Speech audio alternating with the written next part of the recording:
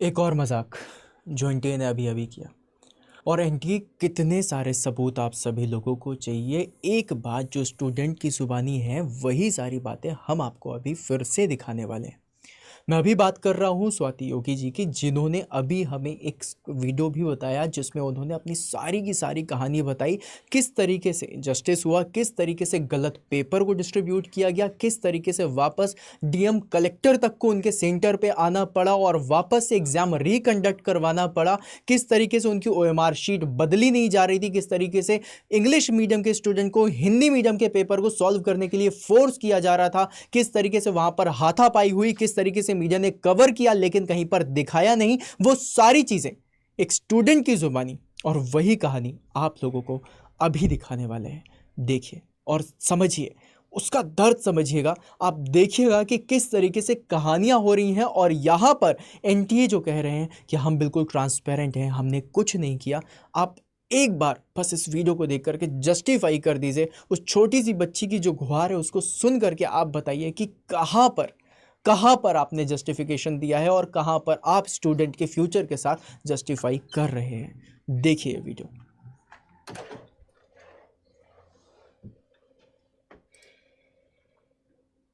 मेरा नाम स्वाति योगी है और मेरा centre girls senior secondary school Adarsh Vidya Mandir Mantown Sawai Madhopur आया था। ये सेम सेंटर एनटीए के 5 मई के रिलीज नोटिफिकेशन में भी मेंशन्ड है। हमें गलत पेपर डिस्ट्रीब्यूट कर दिया गया दिन में 2 बजे के आसपास। 2 बजे हमें पेपर मिला और हमें सबसे पहले हमें हिंदी वाला सेट का पेपर दे दिया गया। फिर हमने उनको बोला भी कि ये हिंदी वाले सेट का पेपर है, हम इंग्लिश मीडियम के स्टूडेंट्स हैं, तो उन्होंने मना कर दिया कि नहीं, तुम्हें यही पेपर करना पड़ेगा। हमने 10-15 मिनट वेट भी किया, उस पेपर को सॉल्व भी किया, पर ओएमआर नहीं भरी। पर उन्होंने जब बिल्कुल मना कर दिया कि तुम्हें दूसरा पेपर मिलेगा ही नहीं, फिर हमने ओएमआर भरनी स्टार्ट करी। लेकिन वो 5 मिनट बाद दोबारा आए और हमसे हमारा पेपर ले गए। ओएमआर वही रहने दी, पुरानी वाली। फिर हमें दोबारा इंग्लिश का पेपर दे गए, लेकिन ओएमआर वही रहने दी, पुरानी हिंदी वाली। तो हमने बोला कि यहाँ ओएमआर और पेपर का सेट जो है वो मिसमैच्ड है, पर उन्होंने नहीं सुनी कि तुम्हें इसी पेपर में करना पड़ेगा। ओएमआर R6 की थी और पेपर R4 का था। इसके लिए कुछ बच्चे बाहर जाके प्रोटेस्ट करने लग गए। सब सीसीटीवी में सब रिकॉर्डेड है। बाहर जाके प्रोटेस्ट करने लग गए, मीडिया आई और हमारा पेपर जैसे टाइम वेस्ट हो गया। 3 घंटे पूरा का पूरा 3 घंटा 20 मिनट हमने कुछ नहीं किया, क्योंकि हमारे पेपर का सेट और ओएमआर का सेट ही अलग अलग था। मीडिया आई, पुलिस ने कुछ बच्चों को बहुत मारा। मीडिया ने सब कुछ रिकॉर्ड किया, मीडिया ने हमसे बात करी। शाम को फिर एसडीएम और एडीएम कलेक्टर सब लोग आए, उन्हें सारी सिचुएशन बताई। फिर लास्ट में उन्होंने बोला कि तुम्हारा पेपर रिकंडक्ट करवाते हैं 6 बजे से। अब इतना कुछ होने के बाद, इतना माइंड सैचुरेशन और हरासमेंट के बाद में शाम को 6-6:30 बजे से पेपर देना ऑलमोस्ट इम्पॉसिबल था। फिर भी हम सब ने करेज गैदर करी और बोला कि ठीक है, हम लोग दे देंगे दोबारा पेपर। पर उन्होंने हमारे क्लासरूम के 12 बच्चों को फिर मना कर दिया कि तुम लोग पेपर नहीं दे सकते, क्योंकि तुम लोग 3 घंटा क्लास के अंदर बैठे थे, बाहर जाके प्रोटेस्ट नहीं कर रहे थे।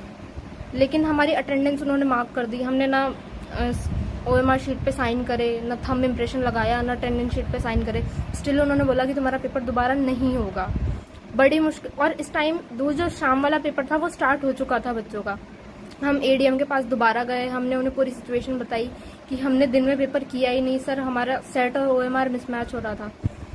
तो उन्होंने फिर हमें 15 मिनट बाद बोला कि इन बच्चों को लेके जाओ, इनका भी दोबारा पेपर कराओ। तो फाइनली हमारा पेपर 6:30 से चालू हुआ और 9:30 पे जाके खत्म हुआ।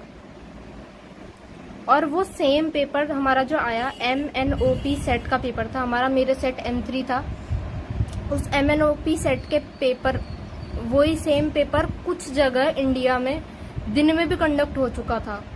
इंडिया के कुछ सेंटर्स में दिन में भी वो पेपर बच्चों को मिल चुका था जो हमारा रात में कंडक्ट हुआ। तो अगर वो पेपर सुबह ही कंडक्ट हो चुका था तो हम उस सेम पेपर से हमारी रात को एग्जाम उन्होंने कैसे ले ली, कैसे करवा सकते हैं। इसके बाद में भी उस पेपर में भी कुछ क्वेश्चंस थे चैलेंजेबल, जो प्रोविजनल आंसर की आने के बाद में मैंने टीचर से कंसल्ट करके उन्हें चैलेंज किया। उस पर भी कोई एक्शन नहीं लिया गया और हमारा जो टाइम लॉस हुआ उसका ना कोई नॉर्मलाइजेशन किया गया, ना हमें कोई ग्रेस मार्क्स दिए गए। तो अब इसके ऊपर क्या किया जाए। मेरे 636 मार्क्स बन रहे हैं पर इस साल सिलेक्शन नहीं होगा क्योंकि 42,000 रैंक है। अब इतने सब बावजूद, इतने कुछ होने के बावजूद 636 मार्क्स पे अगर सिलेक्शन नहीं हो रहा है तो। ये कहानी थी स्वाति की। 636 मार्क्स लाने के बाद भी आज वो कंफ्यूज है कि क्या करे, कहाँ जाए, किससे बोले और किससे मदद मांगे, क्या बोले अपने पेरेंट्स को कि इतनी मेहनत करने के बाद भी मुझे नहीं पता कि मेरा किस कॉलेज में सिलेक्शन होने वाला है।